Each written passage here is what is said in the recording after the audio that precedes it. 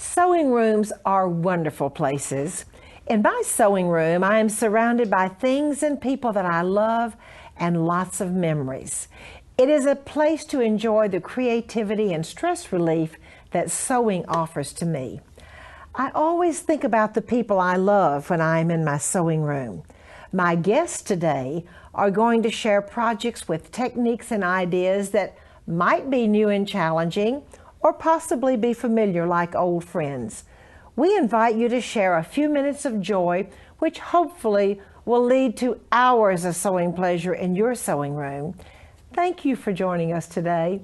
Welcome to my sewing room.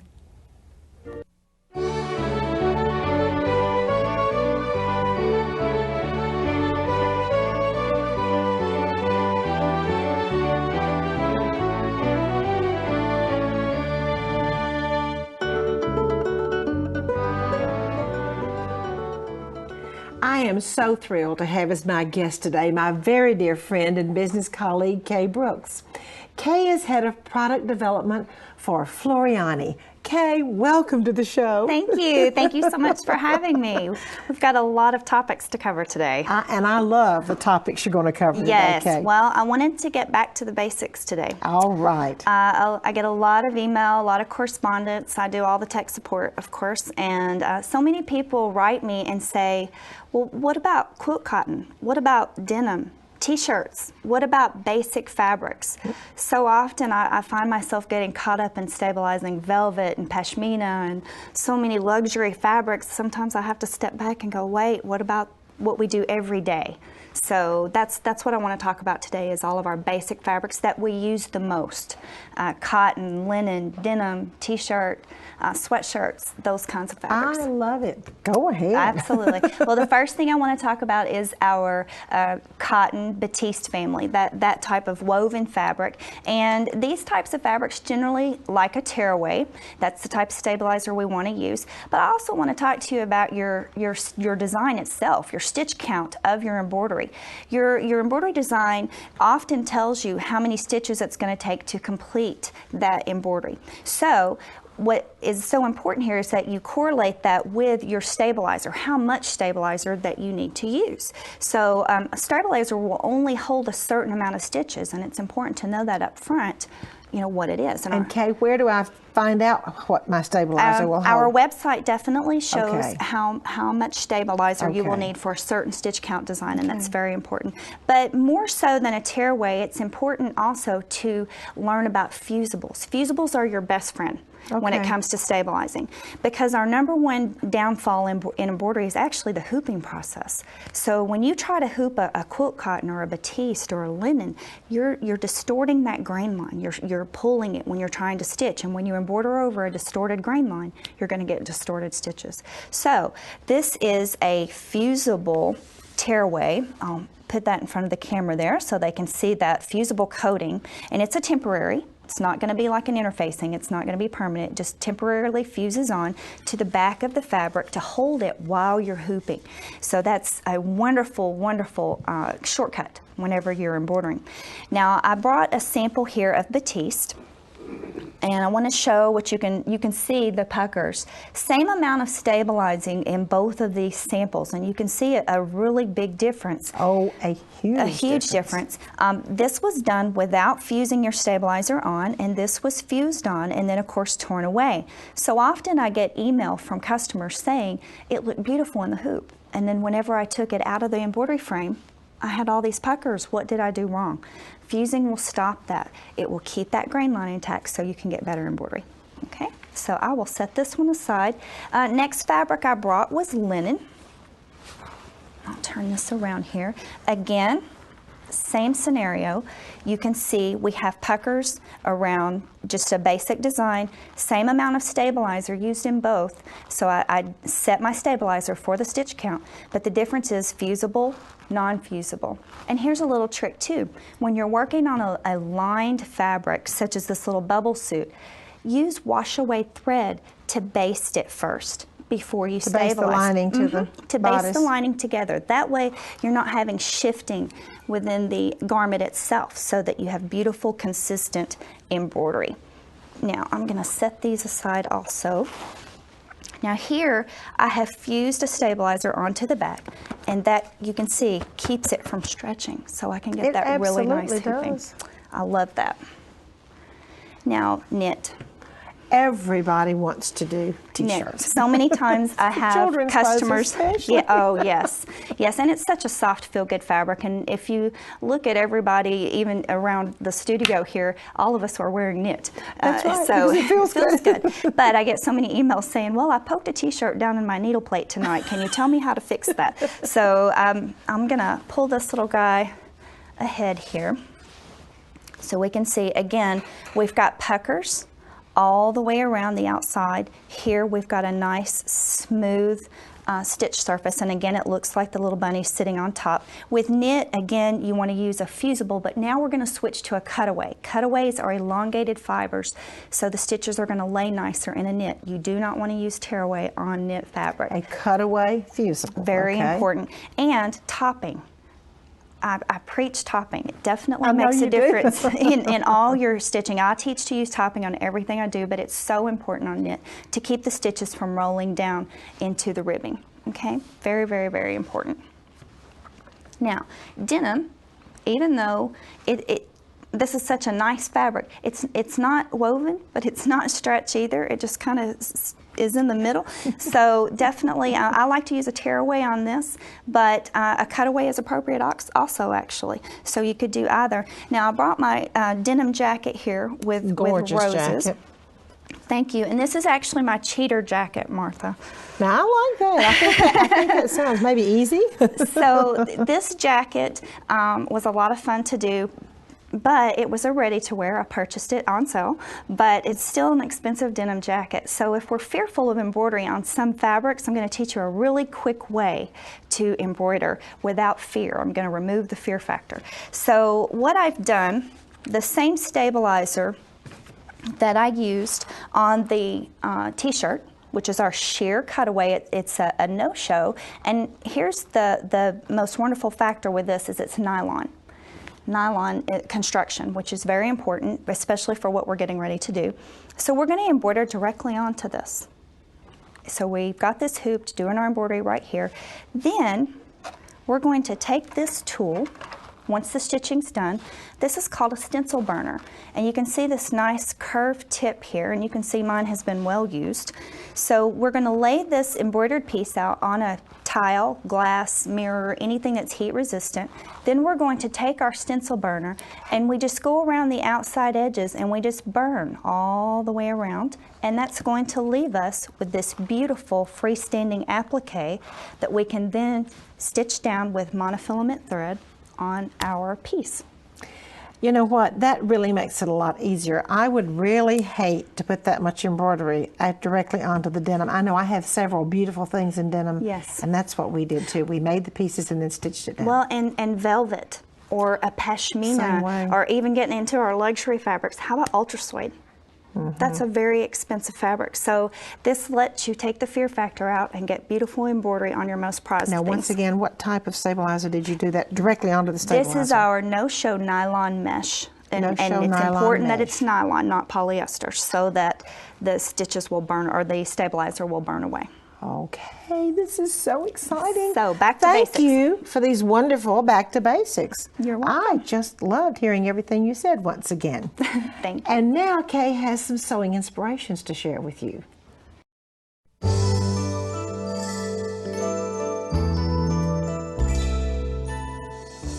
Kay, I just want us to talk a little bit about embroidering for us, things for women to wear. And I'd like to share, I want you to talk a little bit about embroidery for my favorite garments in the whole world that I wear all the time. And I can see why.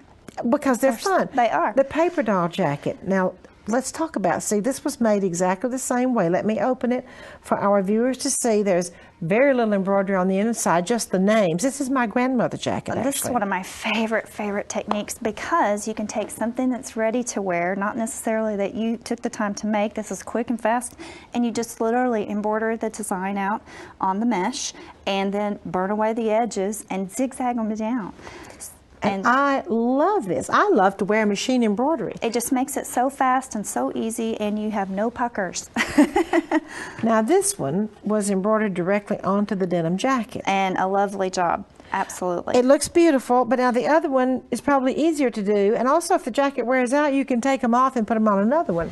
Well, I especially love the monochromatic designs because they're so easy to work with, and they're just so beautiful and you know, these are the 100-year-old designs. These are from our vintage collection. That really all of these are from pieces that I have purchased that are 100 years old. Well, and for a beginner project, you just couldn't get any better. Let's just have fun. The window paint, the window pane shirts, so much fun with the squares and also the diamonds. Yes, just sparkle. You have to put it up diamonds there. on there. Absolutely, and lace around the collar. Oh, and lace bottom. around the Absolutely. collar, lace around the sleeves. Definitely, is a quick technique to. You cannot know how many compliments I get when I wear this. And I have one more little secret. I even have my name on the back. Signature series. Signature. And you know, this was my very first window pane shirt that one of my students made as a gift for me. And Kay, I have worn it and worn it. Now all of this, I'm going to open it to show you. All of this was sewn directly to the fabric. And well stabilized, obviously. Well stabilized because it's a beautiful job. It's gorgeous. And I have worn it for years and years and years, and it is absolutely one of my very favorite things in the whole world. And a sampler is a great way to sew out new design sets that you get. Well, I think it is too. Absolutely. And also when you get a CD and you think, what am I going to do with all these designs? Just do a sampler shirt, wear them all. Absolutely. And then you can get your money's worth out of the CD. I support that. Oh, absolutely. And well stabilized. You have Yes. to. If you don't, you have a mess. Absolutely. Thank you so very much. Thank you.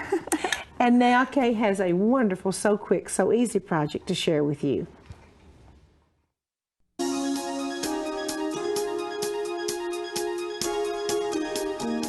Kay, I just love your story. Tell us about this pillow. Well, my inspiration is really the story here. I was watching a television program, and I got acquainted with a gentleman that was 70 years old, and he made quilts out of different textures, but he was blind and deaf. And Wow. I got online and started researching how important textures are to handicapped people and children primarily, how different textures are how they learn, how they relate to. And so I had all this wonderful microfiber and minky and fleece in my stash, so I thought, well, I'm just going to do some wonderful little appliques here, and that's what I brought today to share. So, okay, and that pillow is so isn't it fun? Darling, it's you know, fun. You could And you walk just into wanna any. feel it. I know. It's a good cuddle pillow, and I finished the back of it with fleece, so it would be equally soft on front and back. I love So, it. really fun technique here. The base of the pillow is a technique taught to me by Linda McGehee. Actually, this is called crinkling, and it's really fun and messy, which I love. So, first of all, you're going to take a piece of cotton, get it wet. And you don't want fabric softener or anything in your laundry. You just want to get it wet. Then you can take the fabric and you're just going to crinkle it, literally, like this. And then you're going to roll it on itself. I'm catching my yarn here. You're going to roll it on itself or twist it on itself until you get a nice little ball, just like this. And that's going to require a rubber band. Let it set for a couple of days. When you remove the rubber band, you're going to have crinkled fabric, and what I like to do is fuse fleece onto the back. This is a fusible fleece, very nice and soft, and you just iron that onto the back to hold those crinkles in place. Then you can lay out yarns, trims, sequins, whatever kind of textures you have in your stash. I know everybody has stuff in their stash. We're going to lay all that out and couch it down with just a plain zigzag. Then for the appliques, this is a lot of fun. I used, again, fleece, minky, lots of different types of textures. Corduroy would be good, anything really. And we're going to use, which I'm missing a piece, but that is okay. We're going to use our water-soluble, fusible stabilizer. Oh, actually, I have another board. Okay. I forgot. All right, so we've got our fusible, water-soluble stabilizer here. We're going to cut out our appliques, and we are going to stitch those down with a straight stitch around the outside, cut a pocket, turn it, and then there's our applique. And you just fuse that down to your base, do your stitching, and then this completely washes out from underneath. Because I started to say, this is it's nice so soft. puffy. It just totally washes away. So I will put that wonderful pillow over there so we can see it Isn't that one more fun? time. Isn't that fun? just a nice little, especially for a 10, 12-year-old little girl or something like You that. know what? I think that's easy enough for a child to make. Absolutely. Don't you think that'd be a fun kid's That sewing applique class? technique is so easy. I just think that'd be a lot of fun. And that is on the website as well. All right, so they can get the directions on that? Yes. All right, okay. Absolutely. Thank you so much Thank for you. being here today. We've had a ton of fun. Absolutely. I always do. Absolutely. And now we have a quilting idea or two for you.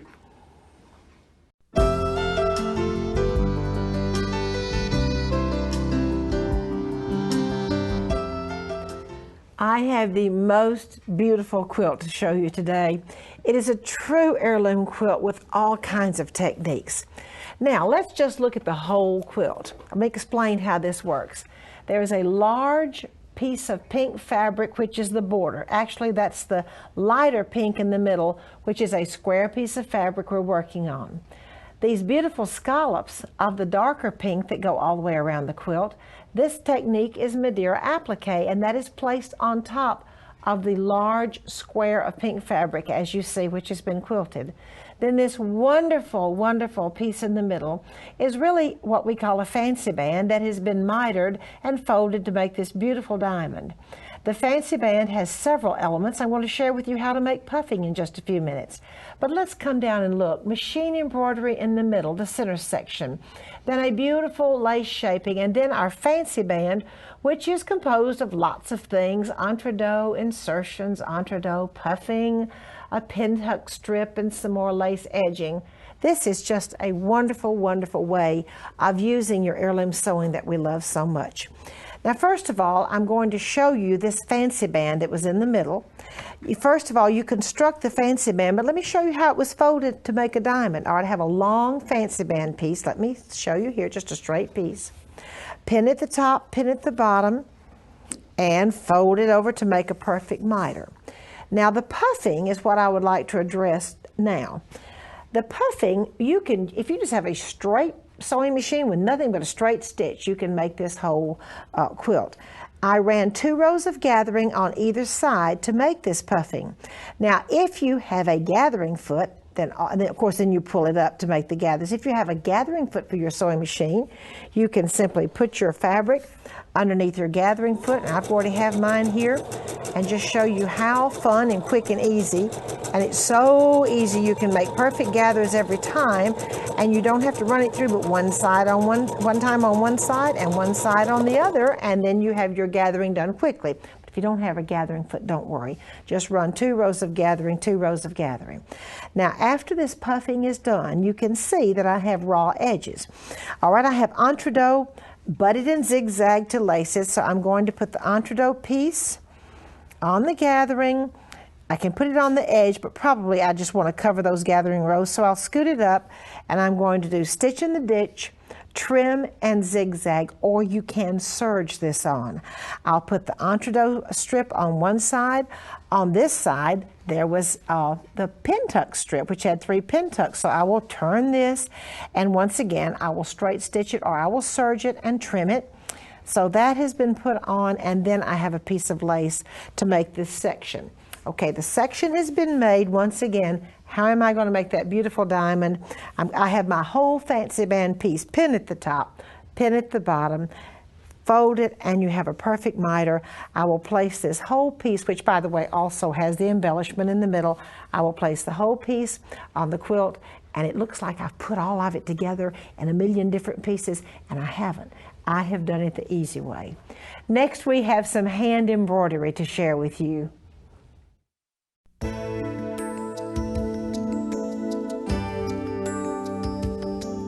I'm so happy to have as my guest today my friend Sandy Jenkins from Fredericksburg, Texas. Sandy is a needlework designer, needlepoint, every type of needlework, embroidery, as well as a machine embroidery designer. Sandy, welcome to the show. Thank you, Martha. I love being here, and thank you for sharing your audience with me. Having you here. Thanks. Today, we're going to do a stitch called picot lace. It's a decorative stitch, and I think one that people will really enjoy learning. It starts out with an open fly stitch with just a little, it's just a little V is all it is, or like an open lazy daisy. You come up at A, down at B, and back up at C in the loop, and if you'll pull that straight up with a little tension, it will really help when you're making your picot lace. Come up almost exactly where you started. Doesn't have to be in the same hole, but really close. And if you will wrap, and by the way, Martha, if you use a not pointed needle like a tapestry needle for this, it just makes the wrapping a lot easier. I don't have I'm using a chenille needle today, but a tapestry is what I normally would use. And I'm trying to keep my hands out of the way so that you can see how I'm pulling, but I'm pulling hard to the left. And this opens that for another stitch and lets them all lay with really good tension. When you get to the tack, you're going to go right past it just like it were not there. And a lot of times people will say, you know, when do you know when you're through? And I don't want you to pack it, and most people don't. They really don't do it as much as they need to normally. But you will feel whenever it's time. And see how they lay forward a little bit? Well, in the next stitch or two, you'll just see it lay down totally flat. Did you see it lay down? Yes, I do. It's perfect. And that's the time when you're ready to go down. You just go down right behind it and you lay your another open fly stitch right beside it. Now, I would tell you to skip a little space in between because you want to be able to wrap it so it grows a little bit. I brought some models today to show so that you can see the application of this stitch. On the bottom of the little Sunbonnet Sue girl's dress, I did a little picot lace just at the edge of her, like a little slip might be showing out. And at the top, I made it free form so that it's like the edge of her bonnet. You'll notice that there is a little French knot in between each one. If it weren't perfect and you didn't skip enough space or you skipped a little too much, this French knot's a little nice addition to know that you can add that so it's perfect. I brought a piece of needlepoint with it, Martha, also.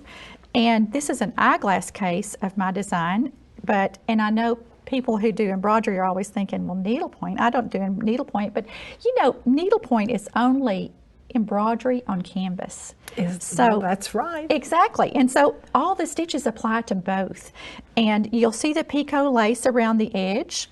I also have put it on the background. Doesn't show up as much, but it's a nice little application. I like things with lace.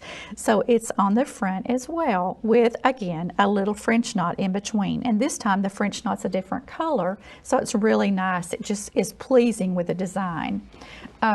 I wanted to tell the girls too that this is a new teapot quilt of my design, and we have it also in machine embroidery and hand. You could have used that picot lace as an edging on the doilies. Because actually the machine embroidery gives a effect, and you could have used that hand picot. It can be on anything, Martha. You'll find tons of uses for it. I think you'll really enjoy this stitch. It's just a fun one. Well, it's really a pretty one. And Sandy, you know, you talk about needlepoint. My mother loved needlepoint so very much. She wasn't much on embroidery, but she loved needlepoint and cross stitch. So that really brings memories to my heart when I see that beautiful needlepoint. Needlepoint has come a long way. It used to be all wool and all flat. It's very dimensional now, and the texture is wonderful with the invention of new threads. Oh, Sandy, thank you so much. Very welcome. Thank you, Martha. And now I'd like to share a piece from my vintage collection with you.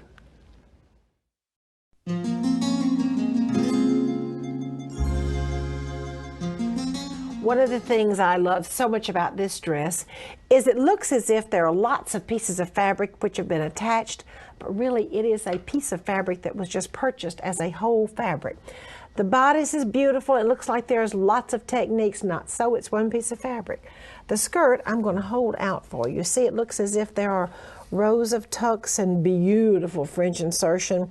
Well, it was all made in one piece. Now let me come down to the skirt, one of the prettiest skirts. This is those 2 rows of beading, another row of the insertion and beading, and then a beautiful, beautiful edging. Let me turn around real quickly so you can see the back. Once again, you see the beautiful ties, and so this would fit any baby. If you have the ties, you could pull up the neckline so you could make it fit any baby. I want to thank you so much for joining me in my sewing room today. Won't you come back next time?